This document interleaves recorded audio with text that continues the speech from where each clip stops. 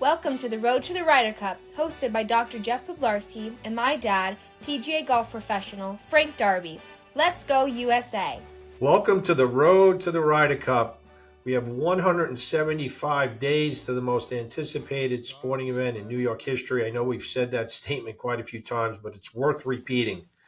I'm here with my co-host, Frank Darby. Frank, great time of the year, April.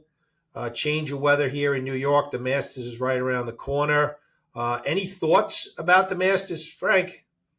Well, hey, listen, I think that the Masters is pretty much the beginning of the golf season. I mean, I know we had the Players' Championships a couple of weeks ago, which is definitely a little bit of a signal, but I think this Masters is probably the second biggest event of the year in golf this year because of the Ryder Cup being number one importance. But the Masters is just such a wonderful place, as you know, Jeff. So you've been down there. Tell us a little bit about your experiences down at Augusta.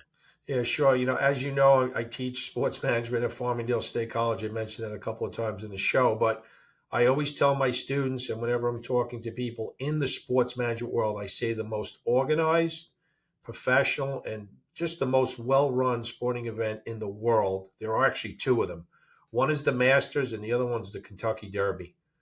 We did get a chance to go to the Masters last year. It's just like going back in time. You go into those gates, the sandwiches, the pimento cheese sandwiches, the chicken salad sandwiches are like $2. The beers are $2.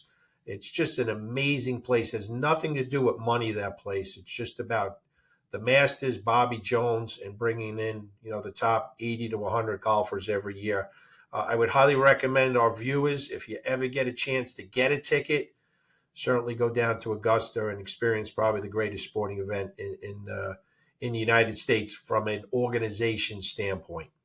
Yeah, there's nothing better than that. Hey, listen, they get so much help down there, and and we're going to talk a little bit about the volunteer base at the Ryder Cup that you're involved with too. But the Masters, and you're right, the food is just unbelievable. If you go into the merchandising area, everything is by numbers. Hey, give me a number one, give me a number two, and their shipping is just unbelievable. I think it just gets you to spend more money that they'll ship it back for you instead of having to take it with you.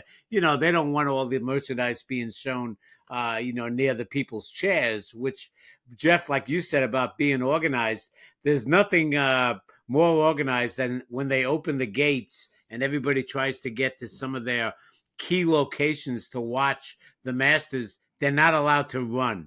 They'll kick you out if you're running down the thing. It's not like Waste Management where they've got that mile run and people are falling down. It looks more like the race with the bulls chasing you. At least at Augusta, you leave your chair there, nobody's going to touch your chair. You can go out and roam around for a while, and it's going to be there. So it's a whole different ambiance than anything else. We're used to going to concerts and New York Knicks and major venues at the Super Bowl and what have you. And they're organized, but it's nothing like the Masters. Yeah, Frank, you're exactly right. I remember taking my father there, Phil Mickelson's first major, when he was on 18, and he jumped about 6 inches off the green when he won with the two hands up. But we got there early in the morning with my brother, too. He lived in Atlanta at the time. And we placed our chairs on 18 at 7 in the morning. I'm like, no, we're going to come back. Those chairs are going to be gone.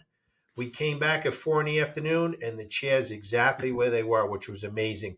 And you are right. If you disrespect the game, you run from hole to hole, you're walking around without, barefoot or something like that, they're going to kick you out immediately, which is great. That's going to be interesting how that plays out with the Ryder Cup, because we always seen that picture where they open those front gates of the Ryder Cup and people are just sprinting. Yeah. By the way, Frank, they're going to most of the spectators are going to get dropped off, as you know, on the yellow course. Ryder Cup I'm talking about now. Most of the spectators are going to park at Jones Beach, get on a bus. There's 300 buses that they're going to have that they're just going to loop from Jones Beach, drop off at the yellow course, hole number 1, hole number 10, right about over there. And when those gates open, they're going to run from 1 to the black, number 1. Frank, how far do you think that is from the yellow course to the black course, about a quarter of a mile, maybe. Yeah, I would say maybe even a little bit more than that. And it's not exactly going to be a straight run. There's going to be a couple of turns involved there. So they're going to need some major security. But hey, listen, we're going to get back to that in 1 second. But a couple of other things regarding the Masters. Make certain, everybody that's listening here, to download the Masters app. I mean, it's unbelievable just how good this app is. I mean, like everything the Masters does, this is top shelf. There's so much great history in it. There's so much live scoring. Their leaderboard scenario is unbelievable, and it's just it's its own history thing. You can find out an awful lot about what's going on. And you know what? My co-host Brian Kroll, who's a PGA member like myself and the general manager at Bally's Ferry Point, he works for CBS down there, so he's going to be there all week long. And one of the best segments they do is Masters on the Range. And Brian does that with maybe Hallie Ledbetter, Amanda Balionis, Michael Breed.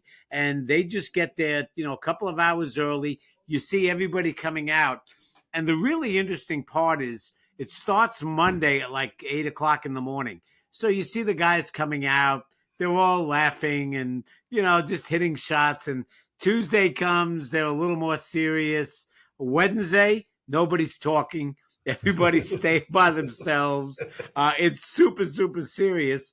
And Wednesday is also a wonderful day for the par 3 contest. Jeff, I don't know if you got to see that when you were down there, but just what a whole, great experience that is as well, seeing all the families and the parents out there. But again, download that Masters app. It'll help you show you what's going on. And I'm really excited. Listen, there's nothing more exciting for me right now than the road to the Ryder Cup and everything that's going to come out with this. But my show on Sirius this week, Brian Kroll, it's 10 o'clock on Sunday.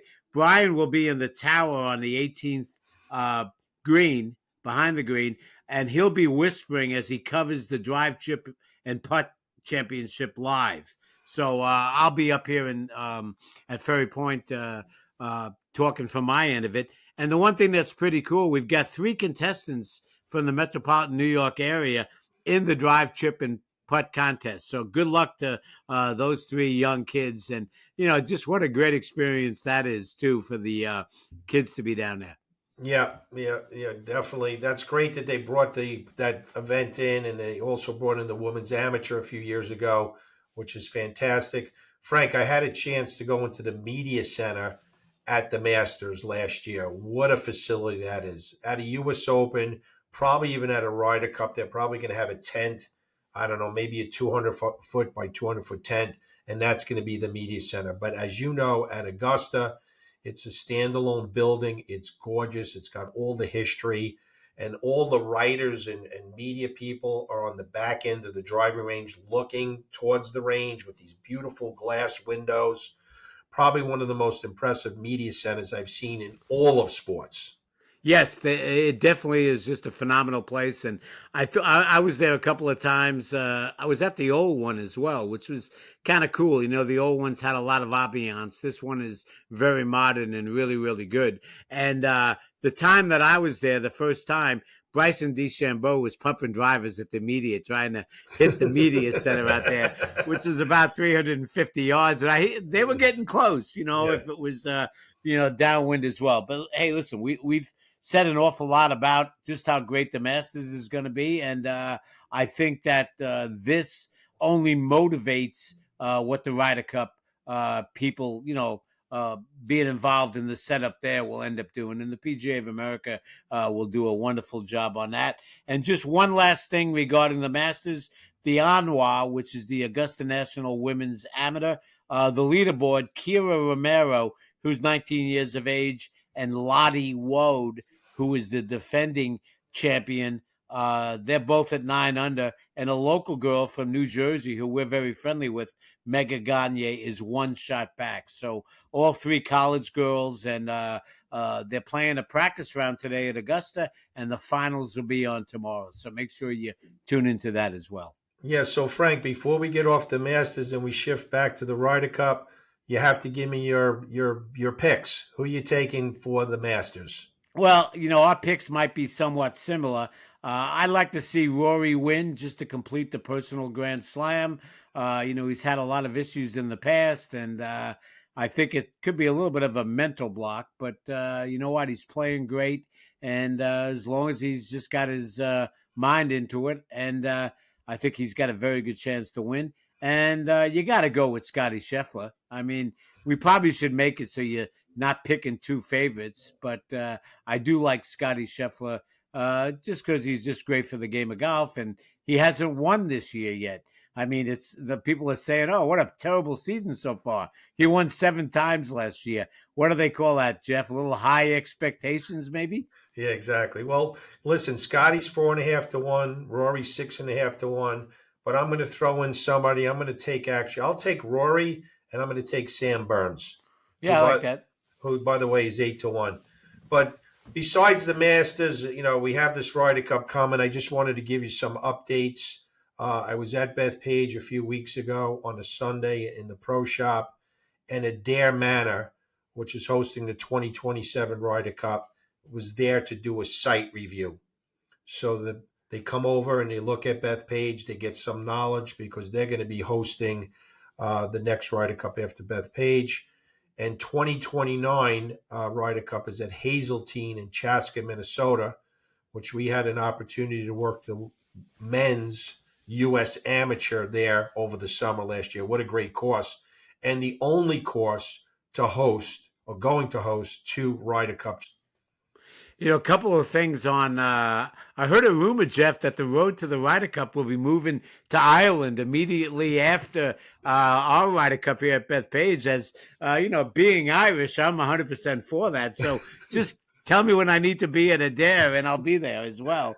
And Hazeltine, if you remember the last Ryder Cup there, which was just unbelievable. I forget what year that was in. The one statistic that I've always been amazed at is they sold 600,000 beers on the first tee. Yeah. It was a little out of control there. It was like a hockey game. Yeah, I think New York might sell 800,000. We'll see what happens with that one. Yeah, they might. But yeah, a fantastic facility. And again, we were there for the USAM last summer. But Frank, I want to talk about the volunteers at the Ryder Cup and how you could have became a volunteer. By the way, they needed 4,300 volunteers, over 20 committees to staff those committees, the 4,300 volunteers. And what they did was, if you volunteered at the PGA Championship at Bethpage, you were grandfathered in to volunteer for the Ryder Cup. So it was very, very difficult to get in. I'm not sure exactly how many people were on a waiting list, but it was thousands of people. But they filled the 4,300 volunteer positions. By the way, it's $400 to volunteer, which is probably the best deal in golf because the tickets for Friday, Saturday, and Sunday are $750. So you could have volunteered for $400 and had access. So as you know, I'm co-chairing the walking marshals, 75 people walking inside the group, inside the ropes with the groups with my longtime friend Bill Higgins. But there are some other committees that I just wanted to talk about. One of the committees is called evacuation. What the Ryder Cup is going to do is have vans or cars strategically located on the golf course just in case there's thunder, lightning, or inclement weather. They could whisk away the caddies and the players and some of the people walking with the groups. Have you had any dealings with the evacuation committee with the state open, Frank? Yeah, we have. Again, the tricky part about the black is that think about how far you are. You're away from like the clubhouse when you're out there on the 10th tee, and it's not like they've got a big halfway house. That halfway house is located on 5 and 12 coming back. The one thing so we would park a few vans out there. The one thing that was always good about Bethpage is the weather patterns. You could always see them coming. It's not like you got hit. If you're down on the South Shore of Long Island or on the North Shore of Long Island, which Bethpage is kind of centrally located, you never could figure it out sometimes. Things would pop up. At Bethpage, you always had some advance warning because it usually always came from the west, a little bit from the south too.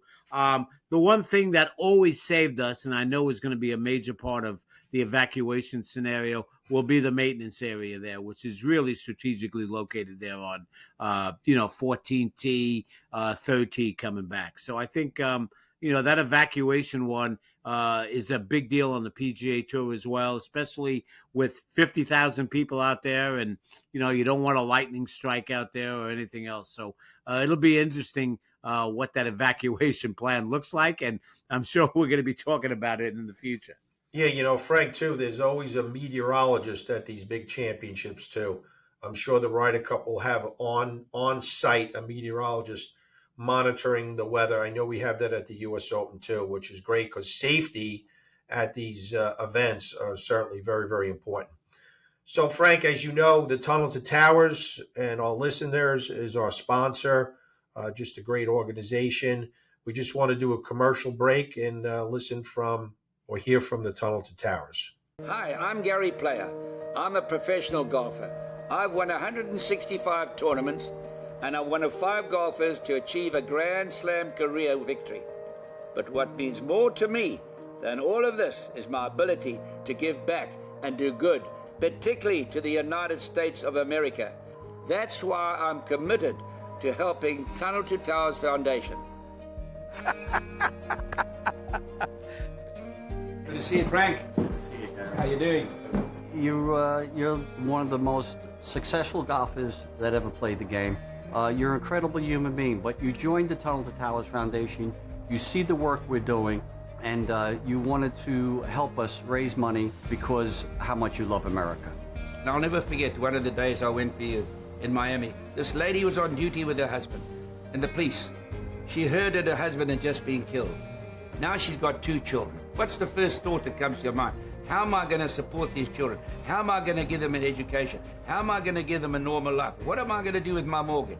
Tunnel to Towers is right there, across the board. I mean, what you do is fantastic. Because you know the sacrifice that was made for our country to give us this beautiful country. I doubt if there's anybody that loves the country more than I do. And I have said gratitude for what this country has not only done for me, but what it's done for the world. And as a foundation, we're there to help these families after they lose their loved one and they have young families left behind. And I know you're here to join us on that. Tunnel to Towers is working every day to support America's greatest heroes. Please donate $11 a month at t2t.org. The Tunnel to Towers Foundation. Let us do good. Hello, everybody, and welcome back. Listen, nothing's better than Frank Siller and the Tunnel to Towers Foundation. And Jeff, just want to mention a couple of things about just how much the Tunnel to Towers is out there in the game of golf. So I work for Golf Lounge 18, and we send a lot of gift certificates out to tournaments, charities, to come to our 2-hour gift certificates for free bay time. And I tell you what, I got 4 or 5 of them in the last maybe a week or so. The events are all working alongside the Tunnel to Towers Foundation. It's really cool. I mean, and I make certain when I send them out, I call the tournament chairman and say, hey, listen, I'm with Tunnel to Towers. They're great sponsors of ours with the road to the Ryder Cup. And it's just amazing, just the impact that the Tunnel to Towers has made, not only in golf, but in life in general. Yeah, Frank, and they just had their celebrity golf outing down in Trump International down in Florida this week, which I heard was a great turnout. So, yeah, just as you know, I've been with them since the beginning, since 2001, 2002, and their run is the last weekend in September. But, Frank, going back to I just wanted to highlight maybe one. What I'm going to try to do on the shows is maybe highlight 2 or 3 of these volunteer committees, and we could basically talk about it. Another committee that they have, which is one of the larger committees, is Ryder Cup Shops. They needed 1,000 volunteers to basically work their merchandise pavilion. and you've seen those merchandise pavilions at Ryder Cups and majors. How many people walk into those shops? Everybody does. I mean, everybody is going to be. I mean, Jeff, we should get a little pool going here and give somebody a prize as to how many Ryder Cup flags they will sell, because that number's got to be unbelievable. And you know, you love to have it like in the backdrop or in your office somewhere. Everybody's going to want a hat. Everybody's just going to want something to show that they were there at the Ryder Cup. Yeah, so I'm looking at, just based on my knowledge with the U.S. Opens, it's going to be over $100 million of sales, maybe even north of that number. But they put the Ryder Cup shops, the tents, kind of where the front entrance is. So you kind of actually have to kind of go through the tent to get into the facility. So they do need 1,000 volunteers, and like you said, hats and shirts and you name it, they're going to be selling it in that area. Well, Jeff, Jeff, you mentioned something before about the volunteers and the $400 fee. Well, they're going to get at least $400 worth of merchandise, shirts, coveralls, jackets as well. So, like I said, I think that it was even more than just 1,000 people on the waiting list, because I'm constantly getting people coming up to me saying, "Hey, how come I didn't get picked for the volunteer?" Well, there was probably 10,000 people waiting to get just for that opportunity. And, like some of the people I know are just so excited about just being out there and, just being a part of the volunteer base. Yeah, you hit it right on the head. You do get apparel. They will feed you. The ticket or your pass that you have is food inclusive, so you could go to any of the concession stands and eat. And, I was involved with this kind of a study a few years ago on why somebody would pay to be a volunteer, which is interesting. Some people are like, oh, I got to pay to volunteer. My time is really valuable. And some of the things that came up was they want to belong to the event. They want to be part of the event. They might want to have that apparel line to get that. They might want to be close to some of these players. So there's many motivations why people would volunteer, but it's winding up to be a great thing for the people that are doing it. I think economically they're getting in for the $400 versus paying a ticket for $750 per day. Yeah, no. I think it's great. And hey, Jeff, it is really interesting listening to the just the committees, the number of committees, and the enormous amount of volunteers at 4,300. I mean, who's got that main job of just keeping all of them in line?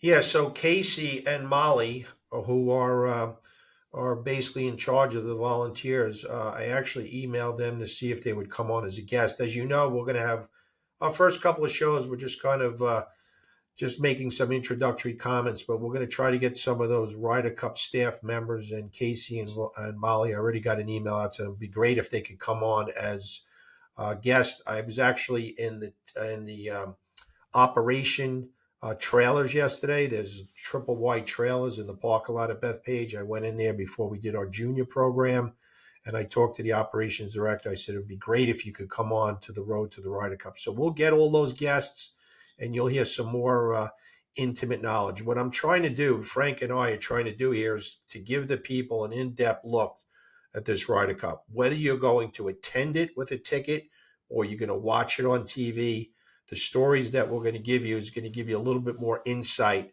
on what goes on at this great event called the Ryder Cup. Yeah, Jeff, I just got a couple more things. I'll say it quickly. The Ryder Cup team selections, we'll get into that as that goes on. But there'll be 6 automatic bids or selections after the BMW Cup, which ends on August 17th. So I think what's going to happen with that is we're going to see a lot of these top players playing as much as they can, because everybody wants to be on the Ryder Cup team. So they don't want to leave it up to Keegan Bradley. Not that you don't want to leave it up to Keegan Bradley, but that's where the captain picks start coming in there in effect too. So sometimes you never know what's going to happen with those captain's picks. The captain's picks will be probably about 10 to 12 days later.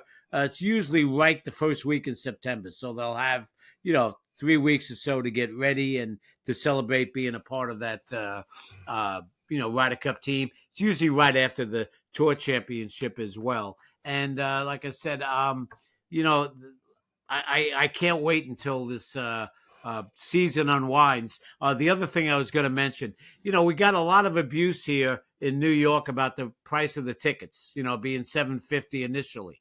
Ryder Cup tickets, sure, they're going to be high. It's going to be the biggest event that we've ever had in New York. Masters tickets right now, day tickets Thursday through Sunday, anywhere from $1,500 to $3,000 a day. So everything has got to be in perspective right here, and it's pretty expensive to go to the Masters as well. Yeah, you know, they did mention tier one sporting events, which is the Kentucky Derby, the Super Bowl, the Masters, the Ryder Cup. So they're actually trying to be on par with everybody else. But I will be fair to that story with the Masters. The face value of a Masters ticket is a lot less than what you just discussed. Once they get into the secondary markets, the SeatGeeks and these other secondary markets, it goes up 10x, 20x. I don't hold me on this, but I think the face value of a Masters ticket might be $200 if you could get it face. Once it gets into those secondary markets, just like the Ryder Cup, $750. SeatGeek, by the way, is the official secondary market for the Ryder Cup. They're going for about $1,200 on SeatGeek. Yeah, they'll definitely start going up here a little bit more as the season progresses. So, you know, I think one thing that I'm going to try to add here on future shows is a few teaching tips, you know, something about just, you know, getting your game ready for, you know, you may not make that Ryder Cup team, but to have an enjoyable summer as well. So we'll start that in a couple of weeks as well. So, Jeff, let me pass it on to you and tell us about our social media opportunities. Yeah, sure. We would love for you, obviously, to go on YouTube, Spotify, X, Facebook, and LinkedIn. It is the road to the Ryder Cup. Please like, share, and also subscribe to our YouTube page. We'd really appreciate that. And again, our sponsor's website is t2t.org. We do that campaign of $11 a month. You can make a small donation, and that will go to helping our American heroes. We'd appreciate it if you could visit their website. So until next show, have a great week, and certainly watch the Women's Amateur Masters on Saturday. Yeah, like my daughter said as she was introducing us, go USA. So we love USA and everything about it.